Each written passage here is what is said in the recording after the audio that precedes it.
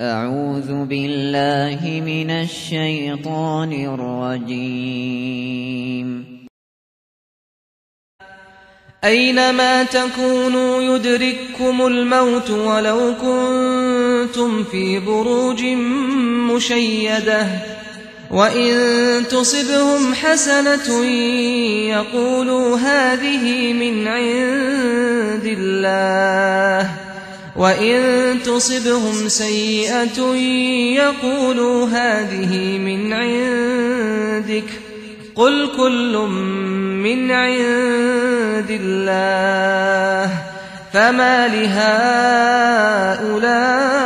القوم لا يكادون يفقهون حديثا ما أصابك من حسنة فمن الله وما أصابك من سيئة فمن نفسك وأرسلناك للناس رسولا وكفى بالله شهيدا من يطع الرسول فقد أطاع الله ومن تولى فما أرسلناك عليهم حفيظا ويقولون طاعة فإذا برزوا من عندك بيت طائفة منهم غير الذي تقول والله يكتب ما يبيتون فأعرض عنهم وتوكل على الله وكفى بالله وكيلا أفلا يتدبرون القرآن ولو كان من عند غير الله لوجدوا فيه اختلافا كثيرا. Scientific approach to the Quran is possible because the Quran offers something that is not offered by religious scriptures, generally speaking. Religions don't offer this. It's what the scientist demands. Let me explain to you what I mean. You see, today there are any number of people who have ideas about how the universe works. They have theories. You could find them all over the place. But the scientific community doesn't even bother to listen to them. Why? Because within the last century, the scientific community has demanded one thing. They say, if you have a theory, don't bother me with it unless you bring with that theory a way to prove that you are wrong, a test of falsification. Otherwise, don't bother me. That's why the scientific community listened to Einstein toward the beginning of this century, because he came with a new theory. He says, I think the universe works like this, and here are 3 ways to prove that I'm wrong. So the scientific community listened. They subjected it to the test. Within 6 years, he passed the tests which he offered.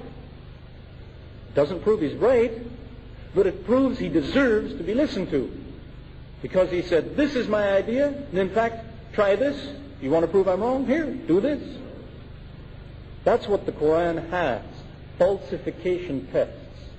Some that are old, some that exist till today. Because it makes statements saying, if this book is not what it claims to be, then all you have to do is this or this or this to prove that it's false. It offers falsification. I'd suggest to you, maybe the next time you get into some kind of a dispute with somebody about Islam, and he's claiming he has the truth and you are in the darkness, that might be the first thing that you suggest. To tell him, is there something in your religion which, if I could show it to you, would prove you're wrong? Is there anything? Because I can promise you, people won't have anything.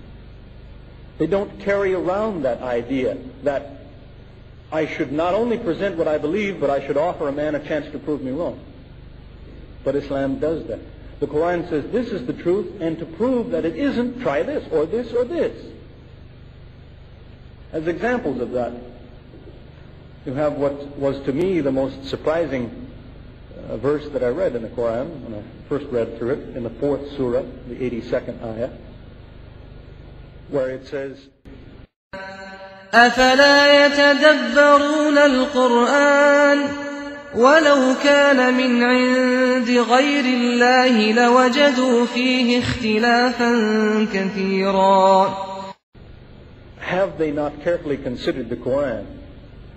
If it came from other than Allah, surely they would find in it many inconsistencies. Now that is a challenge to the unbeliever. Saying to the unbeliever, you say this book is not a revelation, then of course you will show me a mistake in the book, won't you? It surprised me because that's not really even human nature to write like that. We don't take an exam in school and when we finish the exam we write a note to the teacher saying, this exam is perfect, there are no mistakes in it.